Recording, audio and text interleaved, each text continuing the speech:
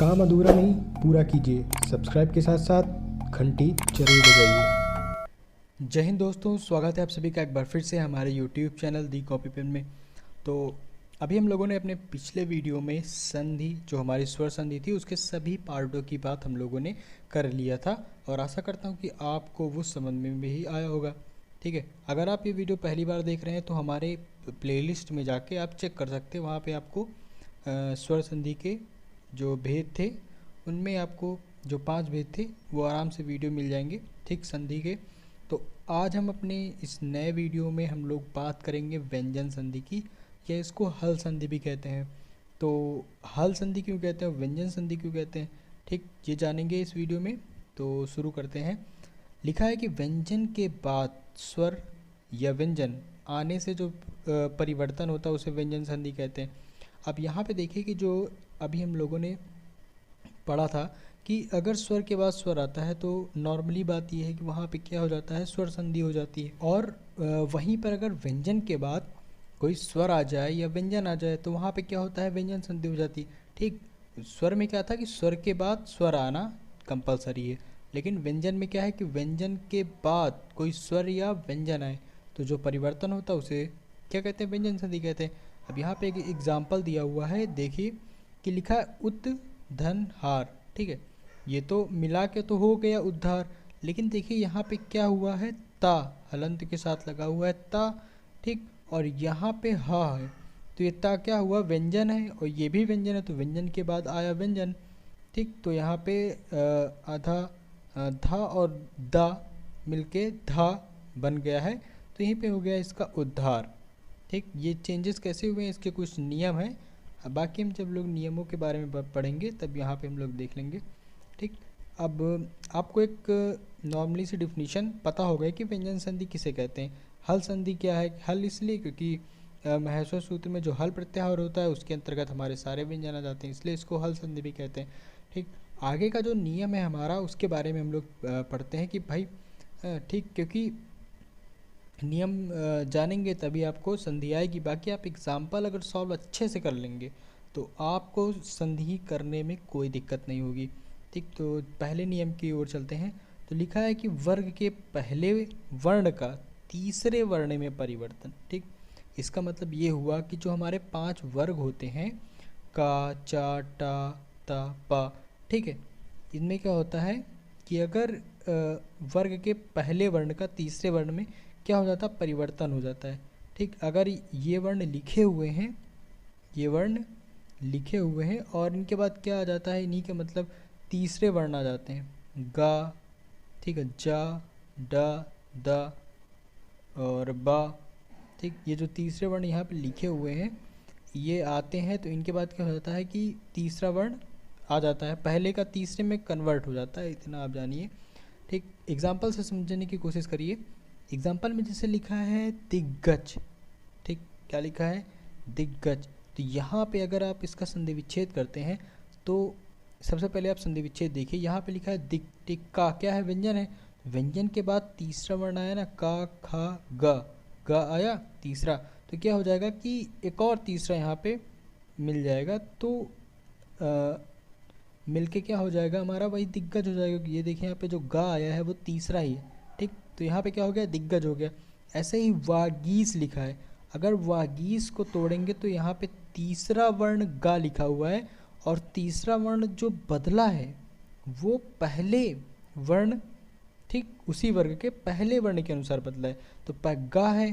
ठीक, गा है तो पहला वर्ण क्या होगा, गा किस वर्ग में आता है, का वर्ग में आता है। ठीक, का वर्ग में आता है, तो जो गा है अगर इसको हम लोग बदलेंगे तो ये का में हो जाएगा।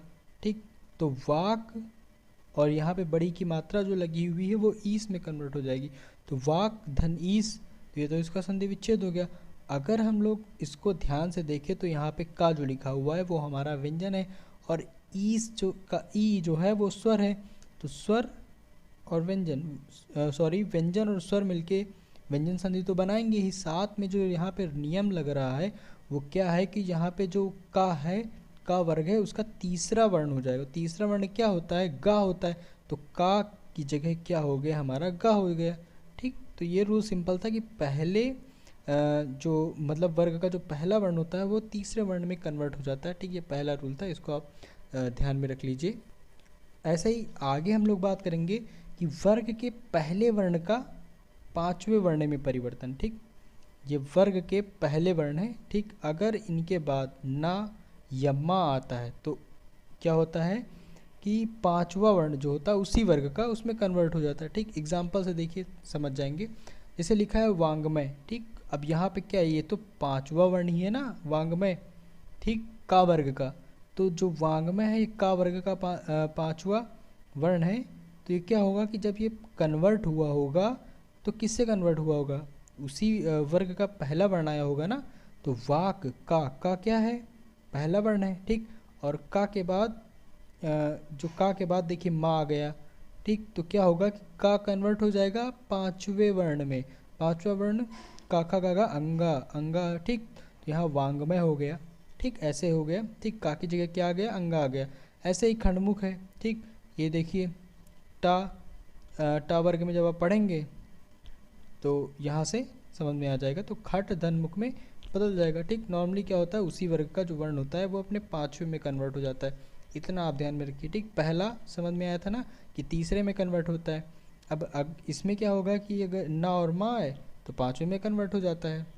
ऐसे ही आगे का जो रूल है वो देखिए, लिखा है कि किसी भी ह्रस्व स्वर या आ का मेल छा से होने पर छा से पहले चा जोड़ दिया जाता है। ठीक, अब ये रूल आप देख लीजिए। जैसे लिखा है स्वच्छंद। ठीक, संधि विच्छेद देखिए, लिखा है स्व धन छंद।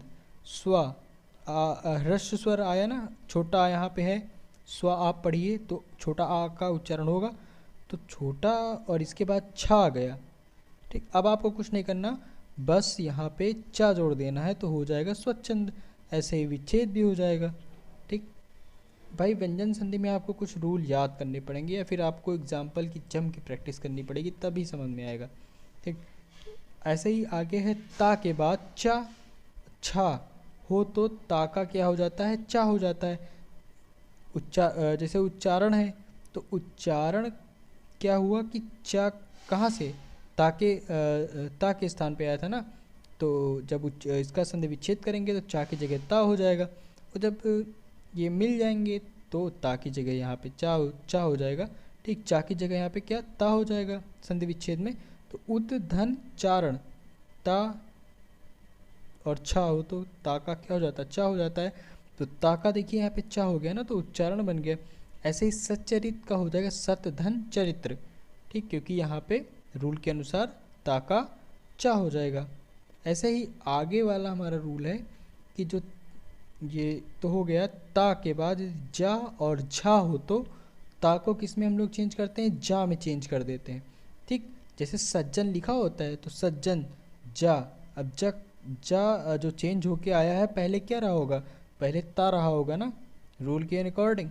तो सत धन जन, सज्जन यहाँ से ता हटेगा जा जुड़ेगा, सज्जन हो जाएगा। वैसे उत धन झटिका, उत झटिका हो जाएगा।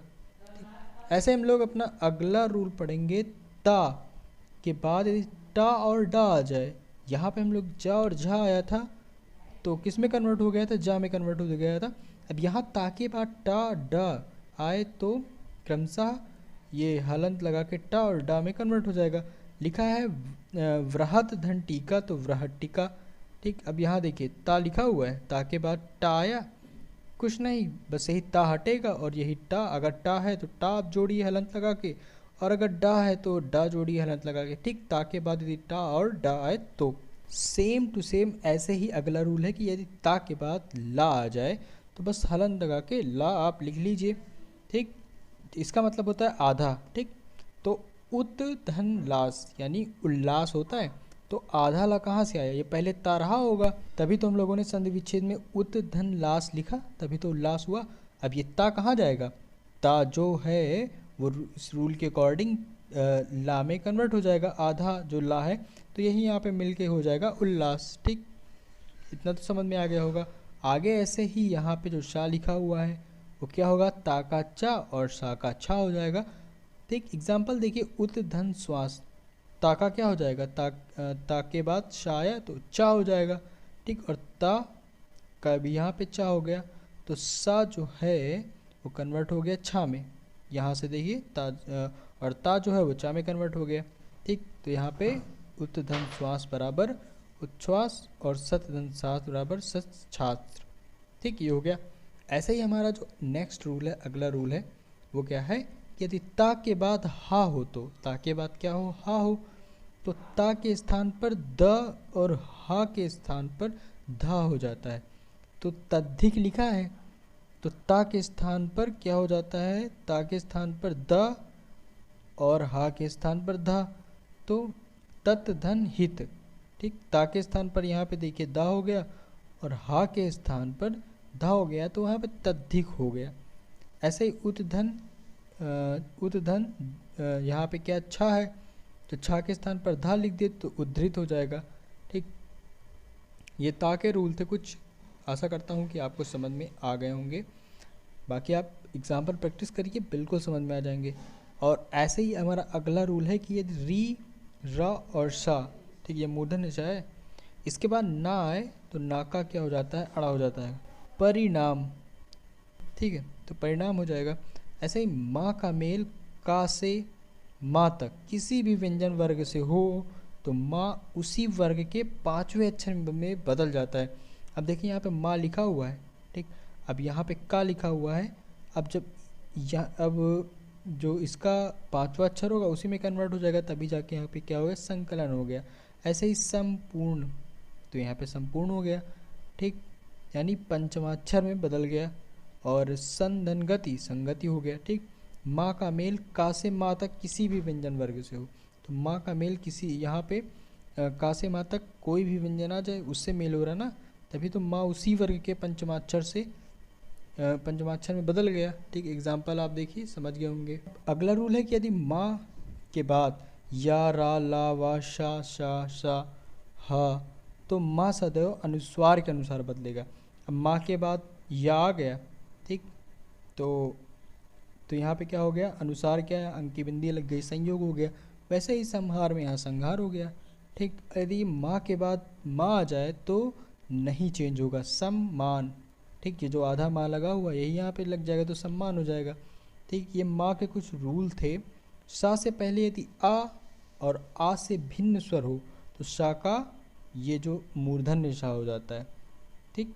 और ये दंती सा है, तो वी धन सम, तो यहाँ पे क्या हो गया कि देखिए इसका क्या हो जाएगा, सा कन्वर्ट हो गया मूर्धन्य सा में, तो विषम हो गया। ऐसे ही सुषमा है तो सुषमा हो गया, सुधन समा सुषमा, ठीक। तो ये कुछ रूल थे व्यंजन संधि के जो मैंने बता दिए हैं। आशा करता हूँ कि आपको समझ में आ गए होंगे।